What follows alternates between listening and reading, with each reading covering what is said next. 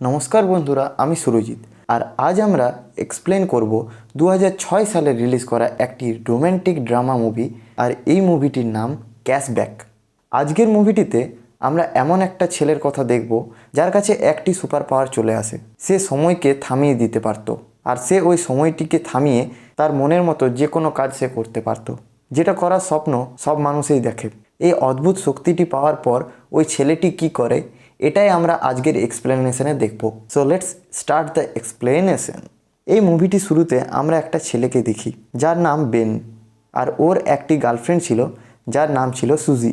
কোনো একটি কথা নিয়ে তাদের মধ্যে ঝগড়া শুরু হয়, আর সেখানেই তাদের ব্রেকআপ হয়ে যায়। পরের দিন বেন সুজিকে অন্য একটি ছেলের সাথে দেখে, আর সে সুজিকে অন্য কারোর সাথে দেখে অনেক কষ্ট পায়। তখনই বেনের বন্ধু শন সেখানে আসে, এবং শন তাকে বলে তার সুজির নিয়ে ভাবা আর উচিত নয়, আর তোমার নিজেকে অন্য কোনো কাজে ব্যস্ত রাখা উচিত। সুজির থেকে ধ্যান হাঁটানোর জন্য সে একটি ড্রয়িং ক্লাসে ভর্তি হয়, কিন্তু সে ভিতরে ভিতরে অনেক কষ্ট পাচ্ছিল, আর সে সুজিকে ভুলতে পারছিল না। ওর সবসময় সুজির কথাই মনে পড়ছিল। বেন সুজিকে ভোলার অনেক চেষ্টা করছিল, কিন্তু সে প্রতিবারই ব্যর্থ হচ্ছিল। এরপর বেন সুজিকে কল করে এবং সে তাকে বলে তারা কি আবার বন্ধু হতে পারে, কিন্তু সুজি বেনকে মানা করে দেয়। বেন আস্তে আস্তে ডিপ্রেশনে চলে যায়, আর সে সব সময় সুজির চিন্তাই করতে থাকে। বেন না দিনে ভালোভাবে কাজ করতে পারছিল, না রাতে ঘুমোতে পারছিল। পরের দিন আমরা দেখি বেন সুপারমার্কেটে বাজার করতে যায়।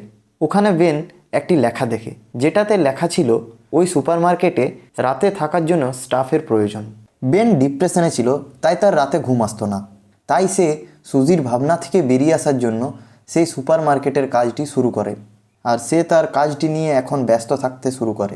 এই স্টোরে বেনের সাথে আরেকটা মেয়েও কাজ করত, যার নাম ছিল স্যারেন। কিন্তু স্যারেনের ওই স্টোরের ম্যানেজারের সাথে একটা অন্যরকম সম্পর্ক ছিল। এছাড়াও আমরা আরও দুজনকে দেখতে পাই যারা ওখানে কাজ করত। ওই দুজন কাজ করার সময় অনেক মজা করত। ওই স্টোরে কাজ করা সত্ত্বেও বেন অনেক দুঃখে থাকতো, আর সে সবসময় সুজির নিয়ে ভাবতো। একদিন বেন সুজির নিয়ে চিন্তা করছিল, আর ঠিক তখনই সে ভাবতে শুরু করে সে যদি সময়কে থামিয়ে দিতে পারে তাহলে কত ভালো হয়। আর ঠিক তখনই সে বাইরের দিকে তাকালে সে আশ্চর্য হয়ে যায়। তার ওরকম ভাবার পরই সময় থেমে যায়, আর বাইরের সব লোক ফ্রিজ হয়ে গিয়েছিল। কোনো জিনিসই তাদের নিজের জায়গা থেকে নড়ছিল না। এবার বেন যা খুশি তাই করতে পারে, আর সে তার সব ইচ্ছে পূরণ করতে পারত। তারপর সে ধীরে ধীরে নিজের শক্তির সম্বন্ধে বুঝতে পারে, এবং প্রায়ই সে সময়কে থামিয়ে নিজের মনের ইচ্ছেগুলো পূরণ করতে থাকে। আর কখনো কখনো সে মেয়েদের ছবিও বানাতো। এবার বেনের এটা অভ্যাসে দাঁড়িয়ে গিয়েছিল। বেন ফ্রিজ হয়ে যাওয়া মানুষগুলিকে একদিক থেকে আরেক দিকে পৌঁছে দিত, আর সে তার মজার জন্য তাদের ব্যবহারও করত। কখনো কখনো সে মেয়েদের কাপড় ঠিক করে দিত, আর এভাবেই বেন তার সময় কাটাতে থাকে। এরপর আমরা শনকে দেখি, যে বেনের বাড়ি এসেছিল তার সাথে দেখা করার জন্য।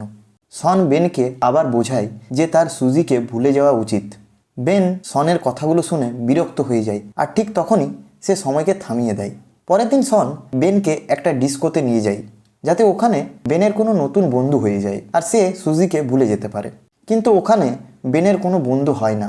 এরপর আমরা সুপারমার্কেটে বেন আর সেরিনকে দেখি, যারা একে অপরকে নোটিস করছিল। এরপর একদিন আমরা দেখি যখন সেরিনের খিদে পেয়েছিল, তখন বেন তার লকার থেকে একটি স্যান্ডউইচ বার করে তাকে খাওয়াতে থাকে। আর ঠিক তখনই বেনের মনে হয় সে সুজিকে ভুলে সেরিনকে ভালোবেসে ফেলেছে। এরপর আমরা বেন ও তার বন্ধুদের দেখতে পাই, যারা তাদের ম্যানেজারের সাথে ফুটবল খেলতে গিয়েছিল। ওদের মধ্যে একজন যখনই বলটিকে মারে, এটি সোজা গিয়ে লাগে ওদের ম্যানেজারের মুখে। কিন্তু ঠিক তখনই বেন সময়কে থামিয়ে দেয়, আর সবাইকে ফ্রিজ করে সে কোল্ড ড্রিঙ্কস খেতে চলে যায়। আর ঠিক তখনই সে দেখে সে ছাড়াও আরেকজন আছে যে তার মতোই ফ্রিজ হয়নি। বেন ওই লোকটিকে দেখার চেষ্টা করে, কিন্তু তার মুখটি ঢাকা ছিল, আর বেন তাকে দেখতে পায় না, আর সেই লোকটি ওখান থেকে পালিয়ে যায়।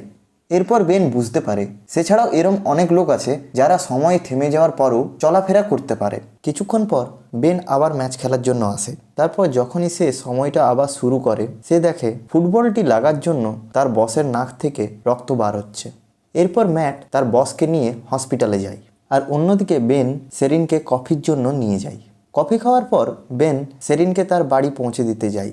পরের দিন বেন যখন কাজে যায়, তার বস বলে যে তার ঘরে একটি পার্টি আছে এবং সে তাদের সবাইকে ইনভাইট করে।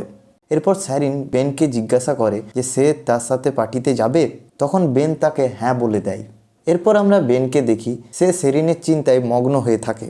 সে সময়টা থামিয়ে দেয় আর বেন তখন সেরিনের পেন্টিং করতে থাকে। এরপর আমরা দেখি বেনের সুপারমার্কেটের দুই কলিগ ম্যাট এবং বেরি তাকে কল করে। তারা একজন আর্ট গ্যালারির মালিক হয়ে কল করে এবং বেনকে তার সমস্ত পেন্টিং নিয়ে আসতে বলে। অন্যদিকে ম্যাট এবং বেরি বেনের সাথে এরম মজা করে খুব আনন্দ পায়। আর অন্যদিকে আমরা দেখি বেন সেরিনের সাথে দেখা করার জন্য তার বাড়ি যায়। সে তাকে তার আর্ট গ্যালারির কথাটি বলে। সেরিন এই কথাটি শুনে খুব আনন্দিত হয়। তারপর তারা দুজন তাদের বসের পার্টিতে যায়, যেখানে বেন সুজিকেও দেখে। সুজি হচ্ছে সেই মেয়ে মুভি শুরুতে বেনের সাথে যার ব্রেকআপ হয়। পার্টিতে সবাই খুব এনজয় করছিল। এরপর বেন ওয়াশরুম খোঁজার জন্য সিঁড়ি দিয়ে উপরে যাচ্ছিল। তখনই সে ওখানে সুজিকে দেখা পায়। সুজির বেনের সাথে সেরিনকে দেখে খুব জ্বলন হয় আর সে বেনের কাছে আসে আর বেনের কাছে সে ক্ষমা চায় এবং বেনের সাথে সে আবার বন্ধুত্ব করতে চায়। অন্যদিকে আমরা সেরিনকে দেখি, যাকে তার বস খুব বিরক্ত করছিল। সেরিন তার বসের মুখে পপকর্ন ছুঁড়ে দেয়। তারপর সেরিন বেনকে খুঁজতে থাকে আর সে তাকে খুঁজতে খুঁজতে সিঁড়ি পর্যন্ত পৌঁছে যায়, যেখানে সে সুজি আর বেনকে একসাথে দেখতে পায়। এটা দেখে সে বেনের উপর খুব রেগে যায় আর ওখান থেকে চলে যেতে থাকে। বেন সেরিনকে যেতে দেখে ফেলেছিল আর তখনই সে সময়কে ওখানে থামিয়ে দেয়। তারপর সে অনেকক্ষণ ভাবতে থাকে যে সে কিভাবে সেরিনকে সত্যিটা বোঝাবে, কিন্তু সে কোনোভাবেই সেটা খুঁজে পাচ্ছিল না। পরের দিন বেন সেরিনকে বোঝানোর জন্য তার বাড়ি যায়, কিন্তু সেরিন তার কোনো কথাই শোনে না আর দরজাটি বন্ধ করে দেয়। পরের দিন বেন যখন সুপারমার্কেটে যায়, সে দেখে সেরিনের চেয়ারটি ফাঁকা। বেনের মনে হতে থাকে সেরিন তার জন্য চাকরিটা ছেড়ে দিয়েছে। এরপর বেনের সেরিনের নিয়ে খুব চিন্তা হতে থাকে। পরের দিন বেন তার ছবিগুলো নিয়ে আর্ট গ্যালারিতে যায়, কারণ তার বন্ধুরা তাকে কল করে মজা করেছিল আর সে সেটা সত্যি মনে করে নিয়েছিল। তারপর বেন সেই আর্ট গ্যালারিতে গিয়ে আর্ট গ্যালারির মালিকের সাথে দেখা করে। তখন সেই আর্ট গ্যালারির মালিক তাকে বলে সে তাকে কোনো রকম কল করেনি, কিন্তু সে আর্ট গ্যালারির মালিক বলে, তুমি যখন এখানে এসেই গেছো, তুমি তোমার পেন্টিংগুলো আমাদের দেখাতে পারো। ওই আর্ট গ্যালারির মালিকটির বেনের ছবিগুলো খুব পছন্দ আসে। ওই আর্ট গ্যালারির মালিকটি বেনের সব ছবিগুলো পুরো দুনিয়ার সামনে দেখানোর জন্য একটা বড় শো অর্গানাইজ করে। বেন তার আর্ট শোয়ে আসার জন্য সেরিনকে ইনভাইট করে এবং সেরিন সেখানে যায়। বেন যখন সেরিনকে ওখানে দেখতে পায়, সে খুব খুশি হয়। সেরিন যখন বেনের বানানো ছবিগুলো দেখে, সেও খুব খুশি হয়ে যায়, কারণ এই সব ছবিগুলো তারই ছিল।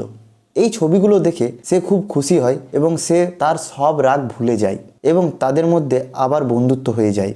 বেন এই মুহূর্তটাকে খুব এনজয় করতে চাইছিল, তাই সে সময়কে থামিয়ে দেয়।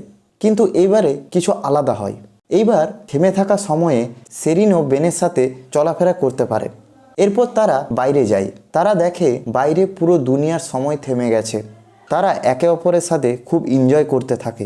আর এখানেই এই মুভিটির হ্যাপি এন্ডিং হয়ে যায়।